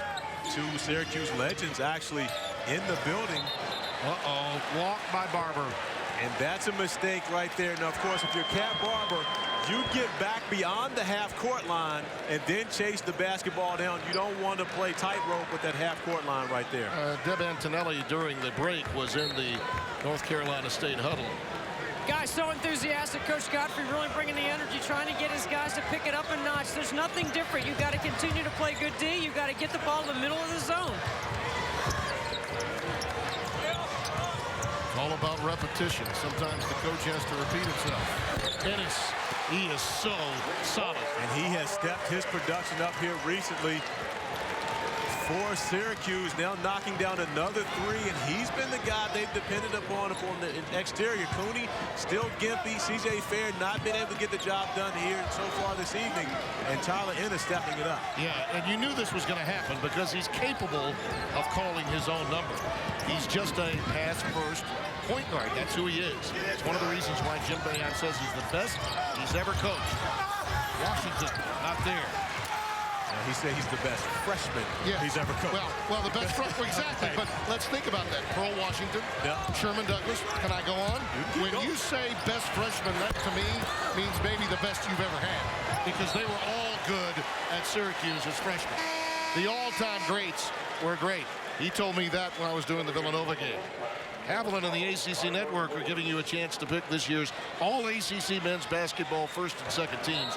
Don't miss your chance to cast votes for your favorite players at the ACC.com/fan-vote. Now, I'm going to take you back to that conversation. He's the best freshman point guard he's ever coached. Okay. Yes, because the best freshman he's ever coached is a guy by the name of Carmelo Anthony that won him. Oh, sure. Christmas gets it done. Nice alley-oop.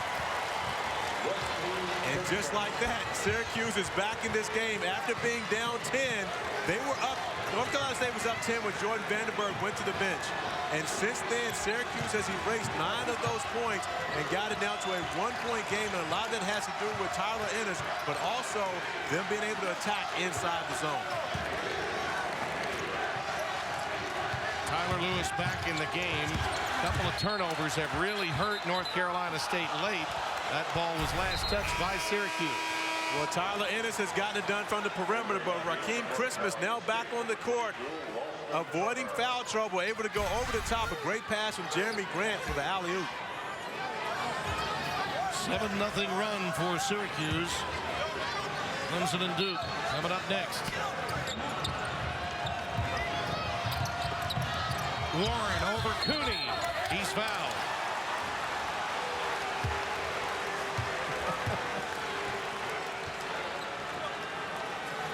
T.J. Warren gets to the free throw line a lot, and of course, you know, most great scorers get to the line, but he does it by staying in attack mode. And of course, when he goes up to shoot those floaters, he doesn't jump straight up in the air.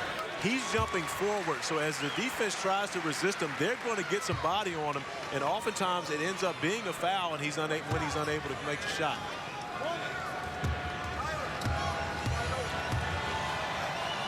I have no idea why there was any debate about his being player of the year in this conference. Well, going into the last weekend when they played Duke, he really didn't have a signature win or a signature moment. He had 2 stolen from him. They feel with the loss of Syracuse, and also when Marcus Page was able to make the game winner against North Carolina. Grant takes it inside and is fouled. The foul is number 32, Kyle. Goes against Kyle Washington. That's his third. See, this idea that many pundits have that in order to be the player of the year, you have to be the best player on the top team or the best team. No. No, when you lead in that many categories, I'm sorry. And that's never more, you know, and I don't agree with you much, but of course, you know, this I do agree with you from that standpoint, because that's never more evident than this year. When you look at Virginia, and Malcolm Brogdon this year was their best player, but at the end of the day, when you think about what Joe Harris, with Justin Anderson, with Anthony Gill, they all do, it's a team effort, and that was the best team, and the one that deserved the award for them got it. Tony Bennett was Coach of the Year. Well, this could be the signature win that T.J. Warren has been needing and wanting, and this program must have to impress the NCAA Tournament Selection Committee. You mean more so than when he went to Pittsburgh and put 41 on the road to win? Even more so. Yeah, this one means more. I agree. And I don't know what's going on with me agreeing with you. The step back three's rejected. Wow, what a play by Christmas. Dennis. That's a block. It'll go against Ralston Turner.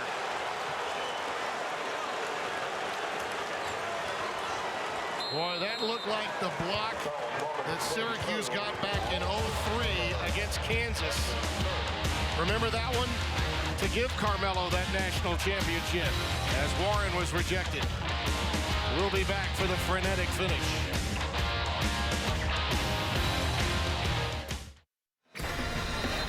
Let's take a look at our game summary, and you see the numbers.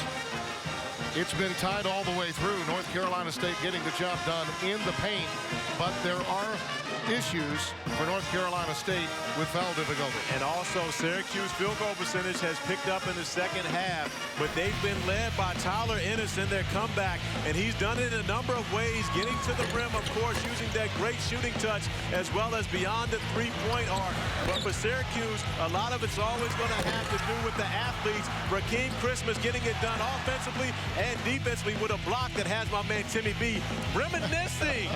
Hakeem Warwick had that big block to close out Roy Williams' Kansas Jayhawks in the Superdome for that 2003 national championship. And Christmas to do that with 4 fouls, that tells you how much confidence he has in his shot blocking ability. Well, he jumped from about 15 feet away. Yeah, he did. Unbelievable play for Christmas.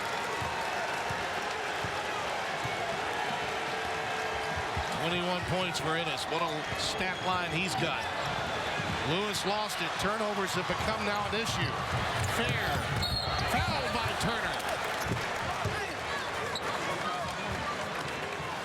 Body language, if it says anything, not good for North Carolina State right now. And Tyler Ennis has just taken over this game. You talk about the hands. He didn't come up with, well, he came up with the steal, but he didn't create it.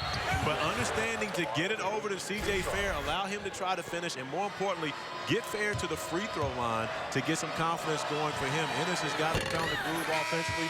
Now they're trying to find one for the senior leader. Barber comes back into the game for Lewis. And Leonard Freeman will check in for Washington. Fair 72% at the free throw line this year. Tyler Ennis has been the difference for Syracuse. He has just been outstanding. 5-to-1 assist turnover ratio, calling his own number. They're now in the midst of a 12-2 run, and they lead it by a deuce. And that's the thing about this Syracuse team. They don't get phased. They simply just continue to play the right way, and somehow or another, they always find themselves with a chance to win it at the end. They are very comfortable playing in close games. Warren, a 360 rejected this time by Grant. Innes does not go. Outlet for Barber. He's got Warren with him. 2-on-1. Cooney to foul.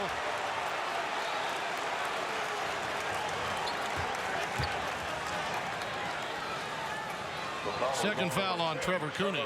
And that was a great decision by Cat Barbers. He looked back to give it to T.J. Warren, but it would have been a turnover had he done so.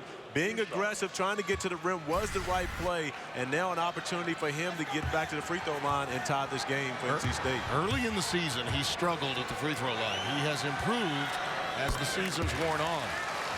And you know, somewhere between those years, he's thinking about what happened in the last few seconds when he could have simply held the ball and been fouled and perhaps secured the victory.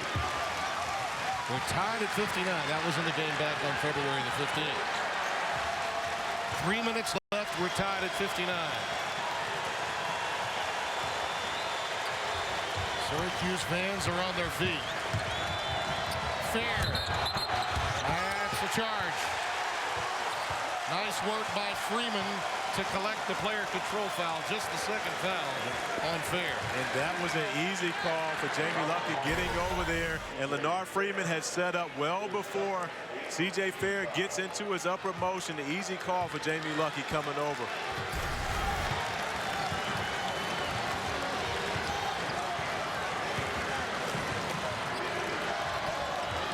Turnover problems for NC State have enabled Syracuse to outscore them 12-4 in that category. Helped them during this recent run. Turner. Oh, the bank is open late in Greensboro. How do you do? 62-59. Well, North Carolina State has had a number of plays as such go against them. This time, Ross Turner is the guy who finds the benefit of Mother Luck. Yes, indeed. Grant over Vandenberg. Jeremy Grant showing his all-floor game. He's got 19.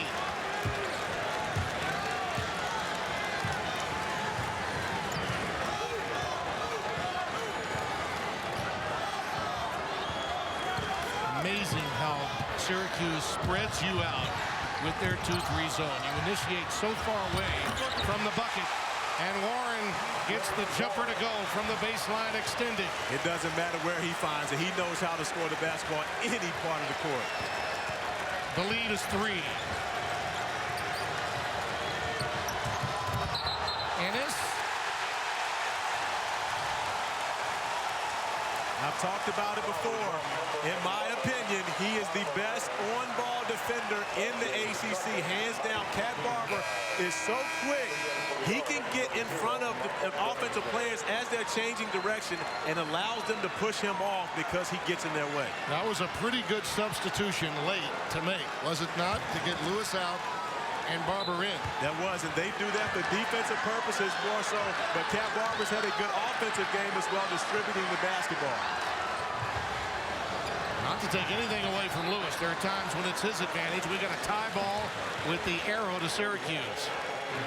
Yet another mistake by North Carolina State that creates a turnover opportunity for the Orange. And that's one of the things that you know that Syracuse is going to do, but how do you go about challenging it? They bring 4 guys up. You know they're going to trap that first pass, but yet there are very few options you have, and Jim Boeheim normally goes to that when they're in trouble. Christmas sets the high pick for Ennis. Penosier gives it up.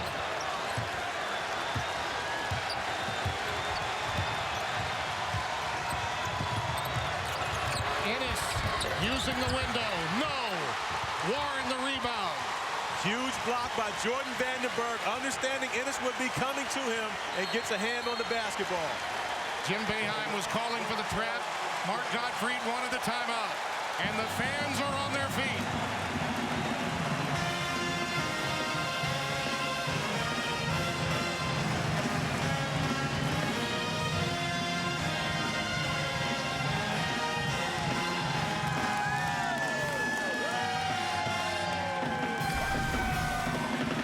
And T.J. Warren finding Ralston Turner, who's able to knock it down off glass. And then T.J. Warren, moving without the basketball in such a quick release, you have to be right there against his body. Otherwise, he can get the shot off.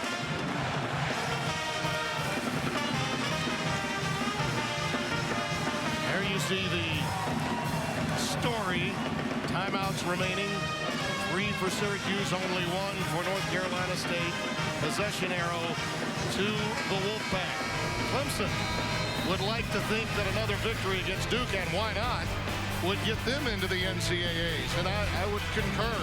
They've got their shot after NC State gets theirs against Syracuse. And Jabari Parker, Freshman of the Year, will be on display, and it might be the only year we get to see him. In fact, it likely will be. I believe the ACC fans have enjoyed a great display of what Jabari Parker can do, and it's good because they won't see it much longer. I think this will be it for him, but of course he has provided this footprint a great year. Tyler Ennis will likely be the difference if the Qs can come back. And he did it in a number of ways. Stealing the basketball, knocking down the three, scoring the floater, and not only that, he's able to get the finish at the rim and then finding his teammates as well. As Cat Barber goes through a lot of contact, unable to finish at the rim. NC State fans want a foul on that one, but Mike Benajay finishes at the other end. Timeout after the deuce. 64-63.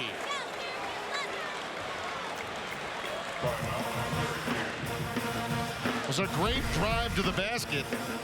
And Benajay doing a great job continuing to be aggressive and jumping in between defenders. No charge to set up and take there, and he gets Syracuse back to within 1 with his aggressiveness.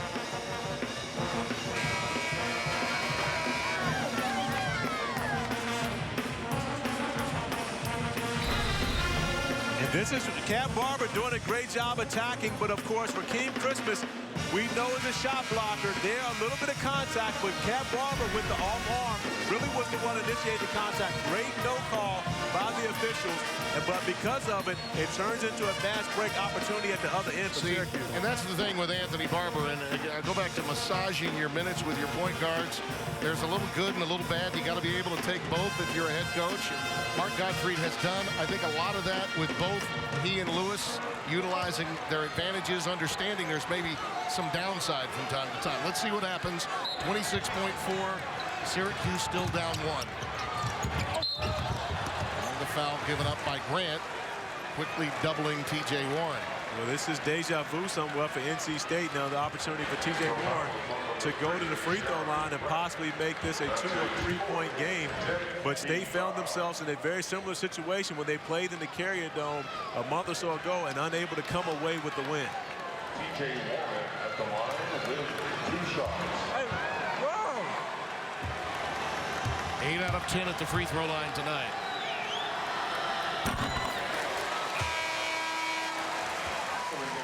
Freeman will come in for NC State. Cooney for Syracuse. Benajay sits down. Turner sits down for North Carolina State. Vandenberg also in the game.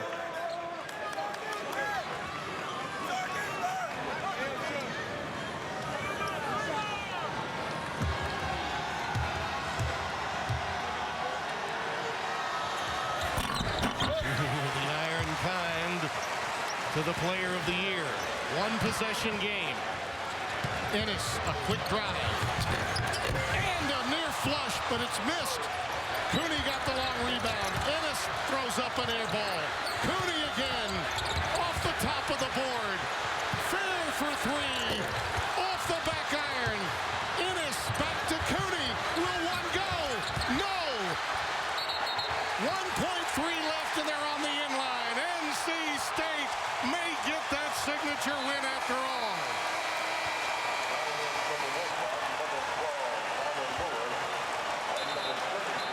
Well, that was like a power play in hockey for Syracuse.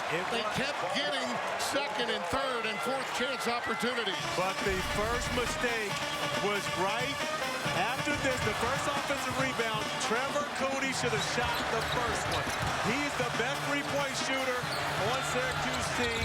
He should have let the first one go. All of these shots, CJ Fair does get a good look on that one. And Syracuse continues to come up with looks. NC State unable to corral the rebound. But Syracuse unable to knock one down. Oh, all the body lean of a scratch golfer, which Jim Boeheim is. He could not get the ball inside the cylinder. And it began with the missed dunk.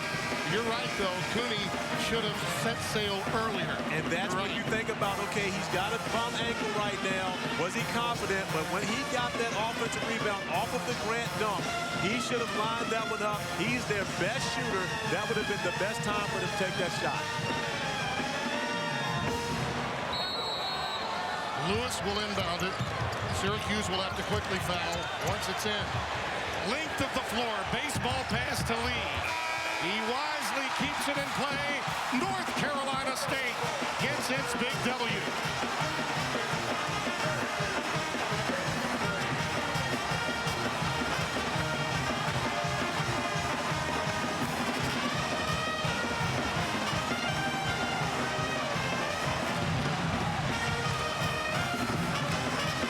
The inaugural appearance for Jim Boeheim and his proud program in the Atlantic Coast Conference postseason tournament turns into a short stay to the hands of the institution that in many ways created the entire party, North Carolina State. Well, North Carolina State feels as though this is their tournament. No matter what anyone says, they feel that the ACC tournament is about them, and it seems as though every year, somehow or another, they find a way to create some magic, especially when it's played here in Greensboro. Deb Antonelli is standing by with one of the stars of tonight's game. He did play 7 foot tonight, Jordan Vandenberg. Jordan, the first time you met with Syracuse, you did not score. You had 10 points tonight. What was the difference for you offensively? I mean, I had to do something. It's my last year. So, you know, I just went with what came to me. And, yeah, so 10 points is 10 points for the team. Jordan, T.J. Warren has made so many big shots. You told me that you needed to facilitate some of the offense by being a passer, but tonight you were a scorer. How important is it for you to be effective offensively? I mean, now that we're deeper in the tournament, it's really important for me to be, you know, scoring the ball because we can't just rely on TJ. You know, everyone needs to contribute every night. The emotion of the game was tremendous at the end. You survived them going 0 for 6 on the last possession. What were your emotions like each time they took a shot from behind the arc? Well, we didn't know where the ball was going. You know, we kept trying to box out, and then someone kept getting the rebound, but we're glad they missed so that we didn't go into overtime. Congratulations, Jordan. Thank you. All right, Tim. We kept trying to box out, and those long rebounds kept going to the orange. Time after time, but the iron was unkind, and NC State advances.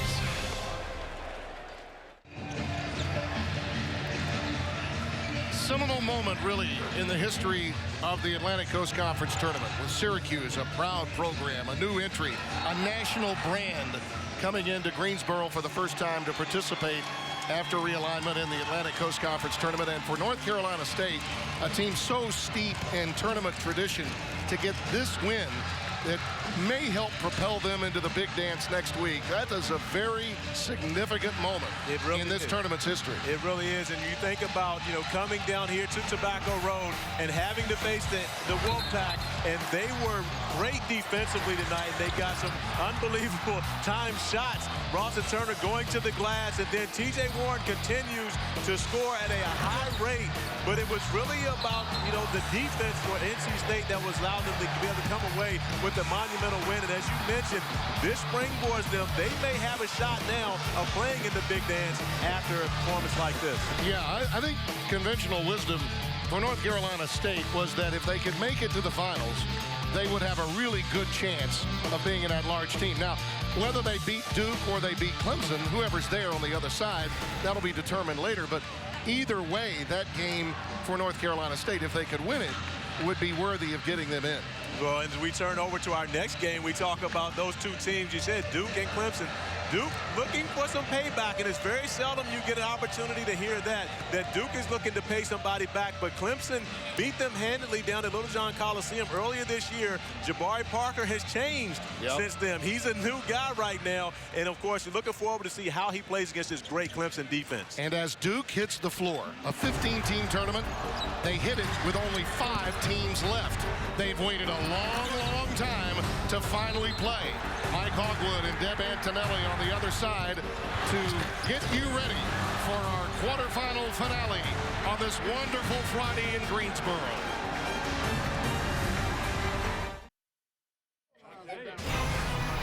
ACC basketball is being brought to you by Food Lion, official supermarket of the ACC. By Geico, official corporate champion of the ACC. By BB&T, official bank of the ACC, member FDIC. By Toyota, official corporate champion of the ACC. And by AT&T, official wireless provider of the ACC. All right, I think it's time for all of us to draw a collective breath. What a game. NC State beating Syracuse to punch a ticket to semifinals Saturday. Debbie Antonelli joins me now. I'm Mike Hogwood. And Debbie, I know you've been following ACC basketball all your life. And this was something. This is what the ACC tournament's all about. So much energy down there, Mike. I mean, it's so exciting. And for NC State to survive that last possession when really Syracuse had 5 or 6 decent looks outside the arc to tie the game, and the building just erupted. It was really fun to be down there. Yeah, you could hear every State fan in here was holding their breath during that last possession. How about TJ Warren? I mean, he showed again why he's the player of the year in this league. So special and can score in so many ways. Drop 30 pounds in the offseason, work on your game, and this is what you can become, a versatile offensive player. He's got a terrific mid-range game. He's good off the bounce. He can close down space off the dribble. He's a good teammate. He doesn't mind offensive rebounding, doesn't mind setting screens. He'll do a little bit of everything because he knows that he needs to score for NC State to be effective, and his teammates want him to score, and they're doing everything they can to help him. And against that zone, you made the point earlier, you don't have to make threes. He was effective without doing that. You don't have to shoot the 3 all the time, Hog. Everybody thinks you got to beat the 2-3 with a 3 ball, but he did a nice job, and so did Coach Gottfried, of putting him in a position to be successful. When you move him into that ACC area, that 15-footer, that elbow to elbow, it's very difficult to guard TJ Warren in that position on the floor. A guy who did make threes was Ralston Turner. He had 3 of them in the second half. That was huge. And Debbie had a chance to talk to him just a moment ago. Ralston, you're 2 for 2 coming over here for the post-game interview, man. You made some big shots again. What is it about this environment and your game? You know, it's always fun when you see a lot of red and white in the stands. But we just wanted to come out here as a team, you know, try to get a win. We knew that Syracuse was a great team, and it was going to be a hard-fought game. So the main thing is we just tried to step in and make plays and hopefully come out with a win. When you played up in the Carrier Dome, it was a 1-point game, but there were a couple of turnovers late. You were in a very similar situation again tonight. What did you fall back on to make sure that you could finish this game? That's what you said, finish the game. It went through our minds tonight that the same thing happened in the Carrier Dome. So tonight we just wanted to take that as a lesson, and we had to finish it off better this time. Some guys don't like the bright spotlight or the big moment, but you apparently do, because you made big shots last night and tonight to help NC State advance. What is it about your work ethic and your makeup that allows you to be able to make those plays? I just take it like it's practice. You know, I shoot that shot all the time in practice. So when I get out here in games, I just tell myself it's like practice. You know, it's the same shot, nothing different. Congratulations on the win. Thank you. All right, thank you, Debbie. It's March, and it's always special. And you know, it also means Happy Hoop Days at the ACC Digital Network. You can count on Jeff Fischel and Drew Barry to bring you all the best highlights and must-see moments at the ACC DN or visit theacc.com. It's the ACC Digital Network, brought to you by Ruby Tuesday. Happy Hoops Days. Well, we still got another game to come here on quarterfinal Friday. Clemson and Duke will be talking about that, and we'll have a special visit with Carl Hicks from the Atlantic Coast Conference.